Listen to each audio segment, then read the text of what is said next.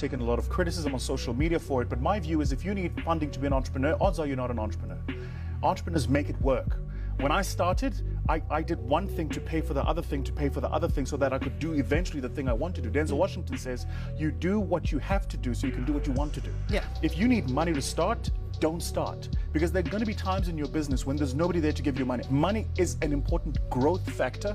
When you need to move from 1 to 10, you need money. But to go from 0 to 1, you don't. So not everybody wants instant wealth. Because nobody understands the practical tools of actually building 100%. those organizations. You come into my business, I can tell you every single moving part because I built it. Yeah. Yesterday, we got an approach from a young lady who was looking to raise 5 million rand to buy a chicken farm. So I went back to her and I said, what proof have you got of the financial track record of that business? 1, 2, and have you ever run a farm of any type? The answer was no. So here's what I said to her. I said to her, I will give you 50,000 rand to go and buy eggs at a Pick and Pay. Take those eggs and find people standing in street corners and sell those eggs at a batch of half a dozen each. That's 6 each.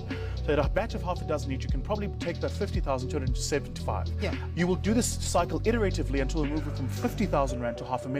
Once you've proven to me you can retail eggs, then I might think about getting you into a supply relationship with somebody who creates the eggs so you can buy at a lower cost and keep retailing. Let's start you first on the front end. Once you've gotten to 1, maybe 2 million retailing eggs, knowing who the customers are that buy the eggs, then I might think about buying you a chicken farm, because by the time you have the chickens and they give you the eggs, you now understand how the entire cycle works. But I'm not going to give you 3 million rand to buy a farm and buildings and put eggs in it and chickens and then sit and wait for some But then what miracle about to people happen. that are